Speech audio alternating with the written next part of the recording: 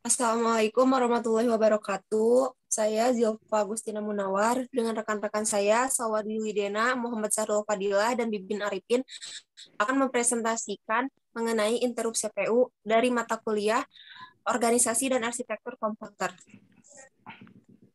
Kita lanjutkan. Yang pertama, saya akan menjelaskan mengenai pengertian interrupt CPU.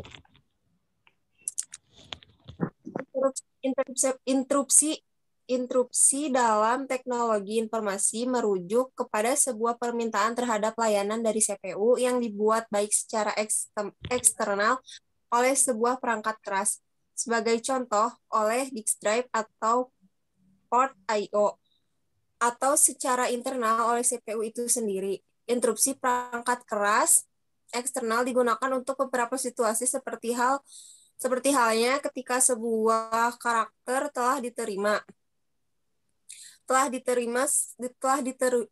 dari sebuah port I/O tertentu dan harus diproses oleh CPU disk drive yang telah siap untuk mentransfer sekumpulan data, atau sistem timer yang berdetak. Sementara itu, interupsi perangkat keras internal terjadi ketika sebuah program mencoba sesuatu yang tidak mungkin, seperti halnya mencoba untuk mengakses alamat memori yang tidak ada atau membagi sebuah bilangan dengan angka 0.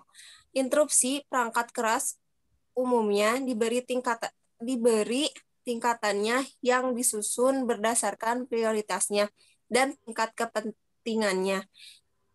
Tingkatan interupsi tertinggi diberikan kepada sebuah jenis interupsi yang disebut sebagai non-maskable interrupt atau NMI, yang mengindikasikan kesalahan yang serius, seperti halnya kerusakan atau kegagalan memori atau perangkat lain yang harus dilayani secara langsung oleh prosesor. Oke, selanjutnya akan disampaikan oleh Sawa.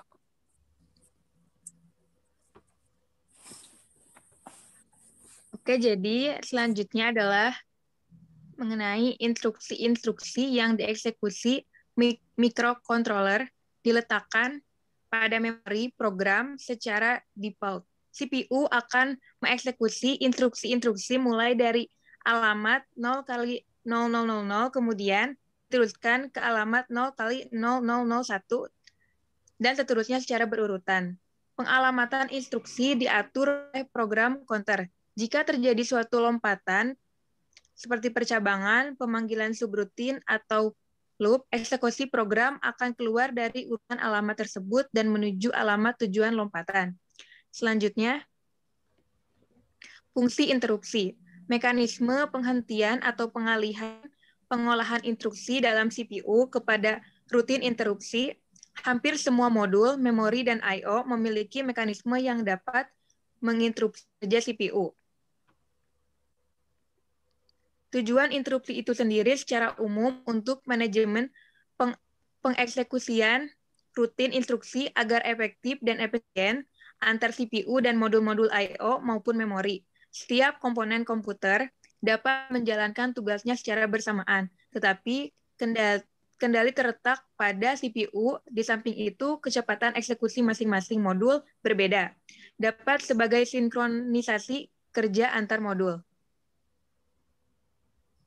Selanjutnya,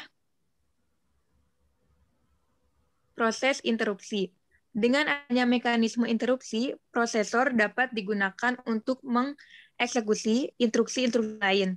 Saat suatu modul telah selesai menjalankan tugasnya dan siap menerima tugas berikutnya, maka modul ini akan mengirimkan permintaan interupsi ke prosesor. Selanjutnya akan disampaikan oleh Kang Sahrul.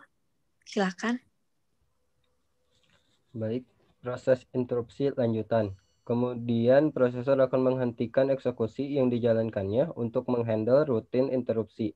Setelah program interupsi selesai, maka prosesor akan melanjutkan eksekusi programnya kembali. Saat sinyal interupsi diterima, prosesor ada dua kemungkinan tindakan, yaitu interupsi diterima, ditangguhkan, dan interupsi ditolak. Proses interupsi ditangguhkan. Apa yang dilakukan prosesor Prosesor menangguhkan eksekusi program yang dijalankan dan menyimpan konteksnya.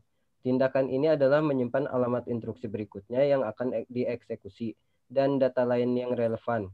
Prosesor menyetel program counter PC ke alamat awal rutin interrupt handler. Siklus eksekusi oleh prosesor dengan adanya fungsi interupsi. Vektor interupsi. Alamat memori program yang menjadi tujuan pertama lompatan program ketika terjadi suatu interupsi. Vektor interupsi ini sifatnya spesifik dan sudah fix untuk masing-masing sumber interupsi. Setiap sumber interupsi memiliki vektor interupsinya masing-masing. Sumber interupsi kondisi yang menyebabkan terjadinya suatu interupsi. Kondisi ini bermacam-macam. Ada yang berasal dari luar, interrupt, dan ada yang berasal dari dalam sumber dan vektor interupsinya ditunjukkan pada tabel sebagai berikut. Pendekatan interupsi ganda. Ada dua pendekatan. Pendekatan ini disebut pengolahan interupsi berurutan atau sekuensial, menolak atau tidak mengizinkan interupsi lain saat suatu interupsi ditangani prosesor. Setelah prosesor selesai menangani suatu interupsi, maka interupsi lain baru ditangani.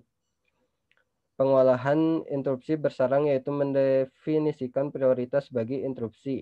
Interrupt handler mengizinkan interupsi berprioritas lebih tinggi ditangani terlebih dahulu. Selanjutnya, mengenai kesimpulan akan dilanjutkan oleh Kang Bibin Arifin. Oke, terima kasih. Jadi kesimpulannya, interupsi atau bisa disebut interrupt memiliki pengertian suatu permintaan khusus kepada mikroprosesor untuk melakukan sesuatu. Bila terjadi interupsi, mikroprosesor akan menghentikan dahulu apa yang sedang dikerjakan dan mengerjakan permintaan khusus tersebut. Atau secara harfiah, interrupt dalam bahasa Indonesianya diartikan sebagai celaan, menyela atau menjegal. Apabila suatu komputer melakukan prosesnya, tanda atau gangguan, tentu komputer tersebut dapat menyelesaikan pekerjaannya dengan serius, khusus untuk satu pekerjaan yang sedang dikerjakannya. Dalam kondisi demikian, komputer Anda melakukan tugasnya yang disebut dengan primitive batch processing. Pekerjaan seperti ini digunakan oleh komputer pada komputer zaman awal-awal ditemukannya, di mana komputer tidak bisa mengerjakan beberapa program sekaligus dalam waktu bersamaan, sampai suatu pekerjaan selesai dikerjakan. Maka baru dia bisa berpindah ke pekerjaan lainnya. Next. Oke. Terima kasih ya.